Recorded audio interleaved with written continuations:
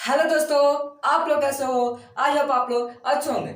चलिए आज हम लोग अग्निपथ योजना को समझते हैं कि आखिर अग्निपथ योजना है क्या, जिसके कारण आज पूरे भारत में कई सारे ट्रेन फूके जा रहे हैं, बस फूके जा रहे हैं और जगह जगह पे प्रोटेस्ट किए जा रहे हैं। चलिए समझते हैं कि आखिर अग्निपथ योजना क्या है। अब हम लोग समझते हैं अग्निपथ योजना क्या है। देखिए, अग्निपथ योजना जो है यह एक केंद्र सरकार द्वारा चलाया गया योजना है। केंद्र सरकार द्वारा चलाया गया योजना है, जिसमें कि यह क्या है तो इसमें आर्मी, एयरफोर्स, नेवी तीनों के लिए इसमें अभ्यर्थी को सिलेक्ट किए जाएंगे यानी चुने जाएंगे। इसमें किसके लिए जवान तैयार होगा तो इसमें हम लोगों को एयरफोर्स का भी जवान तैयार होगा, एयरफोर्स, नेवी और साथ ही साथ आर्मी। इसमें यह तीनों फोर्सेस यानी कि तीनों सेना के लिए इसमें क्या होंगे, अभ्यर्थी को सिलेक्ट किए जाएंगे। अब इसका आखिर कारण है कि यह योजना जो है यह केवल 4 वर्ष के लिए ही है। इसमें जितने भी अभ्यर्थी को सिलेक्ट किए जाएंगे, जिनका भी इसमें चयनित होता है, वह केवल 4 साल के कार्यकाल के लिए ही नियुक्त होंगे। कितने? 4 वर्ष। ठीक है, यह कितने वर्ष के लिए कार्यकाल पर होंगे तो यह 4 वर्ष के कार्यकाल पर नियुक्त किए जाएंगे।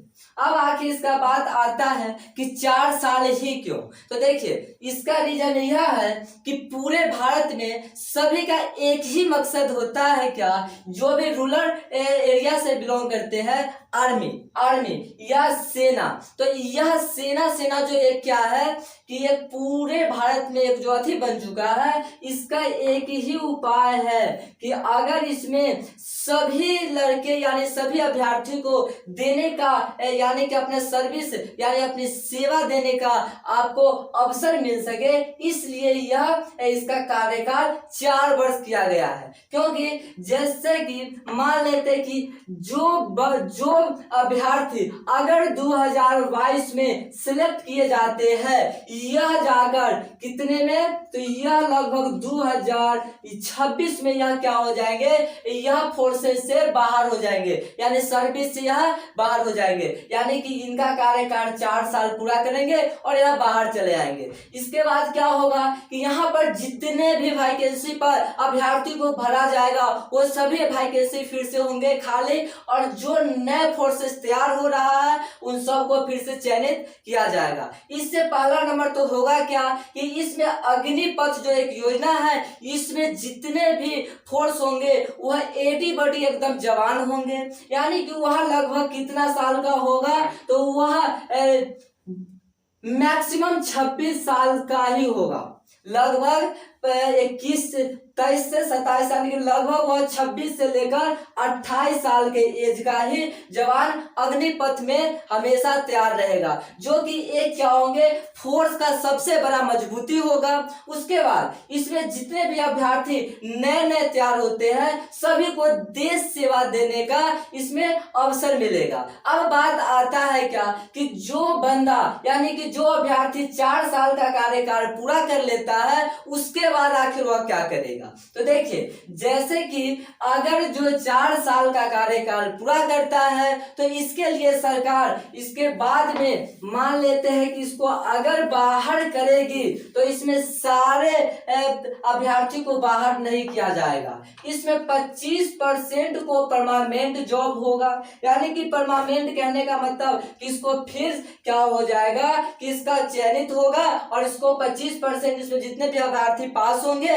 उसके लायक होंगे, उसको फिक्स कर दिया जाएगा वो सर्विस में, और बाकी के बचे 75% अभ्यर्थियों को इस सर्विस से बाहर कर दिए जाएंगे। कब? जबकि यह 4 साल के कार्यकाल पूरा कर लेते हैं। अब इनको आखिर बात होता है कि 4 साल का कार्यकाल पूरा होगा तो इनको दिया क्या जाएगा। तो इन जिस दिन यह सर्विस से बाहर आते हैं यानी 4 साल के कार्यकाल पूरा कर यह जिस दिन बाहर आते हैं, उस दिन इनको 11.11 लाख का पैकेज दिया जाएगा। 11.71 लाख का पैकेज दिया जाएगा, जिससे कि यह अपना बिजनेस कर सकते हैं या अपने व्यवसाय में इन पैसों को खर्च कर सकते हैं और अपना जीवन को फिर से नियुक्त कर सकते हैं। ठीक है, अब इसमें बात आता है कि जो जिस दिन से यह क्या होते हैं, नियुक्त होते हैं, उस समय से इसका जो सैलरी चलेगा वह आखिर किस प्रकार होगा। तो देखिए, इसका जो सैलरी का बात होता है, यह सैलरी इसमें 4 साल में इसमें थोड़ा थोड़ा बढ़ेंगे। जैसे कि फर्स्ट में क्या होंगे, फर्स्ट ईयर में 30,000 से स्टार्ट होगा। कितना से? 30,000 से स्टार्ट होगा। लेकिन इन लोगों को इन हैंड यानी कि हाथ में कितना मिलेगा, तो हाथ में मात्र 21,000 मिलेगा। यानी कहने का मतलब है कि इनका जो पूरा सैलरी होगा उसका 30% सरकार रख लेगी। आखिर वह क्यों रखेगी, तो वह पैसा पीएफ में जमा होकर और जिस दिन यह 4 साल का कार्यकाल पूरा करते हैं उस दिन वह पीएफ का इनके ब्याज के साथ लौटा दिया जाएगा। अब इसमें इसी तरह से यह फोर्थ में जाकर यानी फोर्थ ईयर में जाकर यह जो सैलरी होगा इनको 40,000 हो जाएगा। कितना होगा? 40,000, जो कि हाथ में इनको लगभग 28,000 दिया जाएगा। बाकी के बचे पैसे इनको पीएफ में जमा होंगे, जो कि कब इनको मिलेगा, यह जब 4 साल के कार्यकाल पूरा करते हैं तब इनको मिल जाएगा। ठीक है, अब बात इसमें क्या आता है कि इसको जो चयनित प्रक्रिया है वह किस प्रकार होगा। तो इसका जो चयनित प्रक्रिया है, जिस तरह से पहले के आर्मी, एयरफोर्स और नेवी में चयनित प्रक्रिया का जो क्वालिफिकेशन था वह पूरा इन अग्निपथ के अभ्यर्थियों पर भी लागू होगा। जैसे कि इसका जो एज रखा गया है, यानी कि कहने का मतलब इसका एज लिमिट है वो भी सिर्फ 17.5 से लेकर 21 वर्ष ही किया गया था। 21 वर्ष ही किया गया था। लेकिन अभी प्रोटेस्ट होने के कारण इसमें एज लिमिट को बढ़ाकर 17.5 से इसको 21 वर्ष कर दिया गया है, क्योंकि लॉकडाउन में बहुत सारे जवान फोर्स के तैयार करके बैठे हुए थे, वैकेंसी आ नहीं रहा था, तो उन वैकेंसियों के जगह पर अग्निपथ की योजना वो सभी अभ्यर्थियों जा सकते हैं। ठीक है, तो यह एक क्या है, तो अपना सेवा यानी देश को सेवा देने में इसमें एक सुनहरा अवसर है कि सभी जितने भी अभ्यर्थी इसमें जाना चाहते हैं वह जा सकते हैं। अब इसका बात क्या रहता है कि इसका जो इनमें जो भी अभ्यर्थी इनमें सिलेक्ट होंगे उनको अग्निवीर से जाना जाएगा। किससे? अग्निवीर।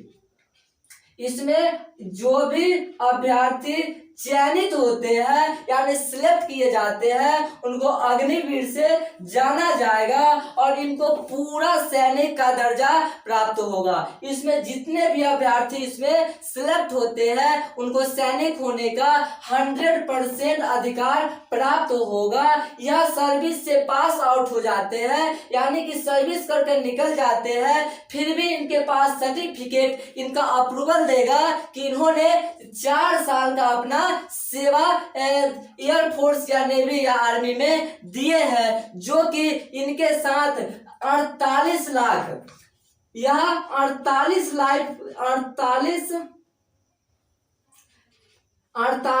लाख का इनका जीवन बीमा भी इंश्योरेंस के रूप में यह मौजूद होगा। जब भी इनका कभी भी अकाल के कारण से इनका मृत्यु हो जाती है तो इनका 48 लाख का इनका जीवन बीमा दिया जाएगा।